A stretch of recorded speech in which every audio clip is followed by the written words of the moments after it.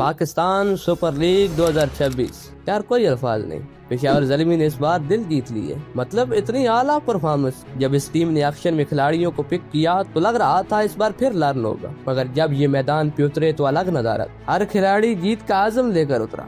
اس season میں team کی performance پر میں تو ایک ہی لفظ کہوں گا, انبلیویبل. ہر ٹیم کا دل ہوتا ہے اور زلمی کا دل ہے بابر اعظم, ایک کپتان جس پر صرف ٹیم نہیں بلکہ لاکھوں مداحوں کی امیدیں.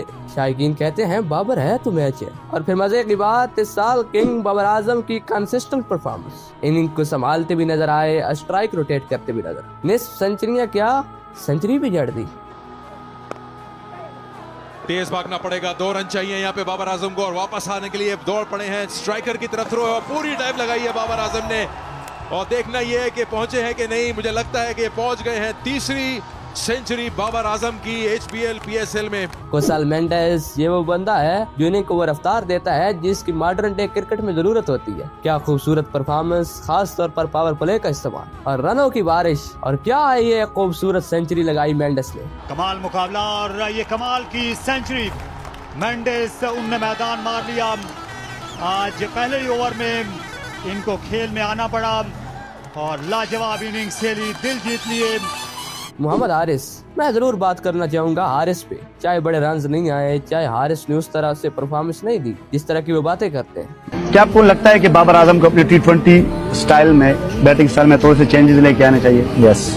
مگر پھر بھی اس بات پہ اس بچے کی تعریف بنتی ہے کہ وہ ٹیم کو ایک اگریسو سٹارٹ دیتا رہا. کنسسٹنسی میں بہتری کی گنجائش رہی, مگر انٹینٹ حارث کا لاجواب تھا. سفیان مقیم بچہ اس سال ہر سوال کا جواب دیتا نظر آیا. بار بار انٹرنیشنل سے نظر انداز کیا گیا, مگر سفیان نے بتایا کہ ٹیلنٹ اسے کہتے ہیں. سفیان کے اسپن نے مڈل میں رنوں کو کنٹرول کیا, ہر موقع پر وکٹیں حاصل کی, اور پھر افتخار احمد بالنگ کرنے آتے تو میجک دکھاتے تھے. بیٹنگ میں فنشنگ کی بہترین صلاحیت. کس کی بات کریں یار, اس ٹیم کا تو ہر بندہ ہی لاجواب ہے. بنگالی برادرز نے بھی خوب حصہ ڈالا.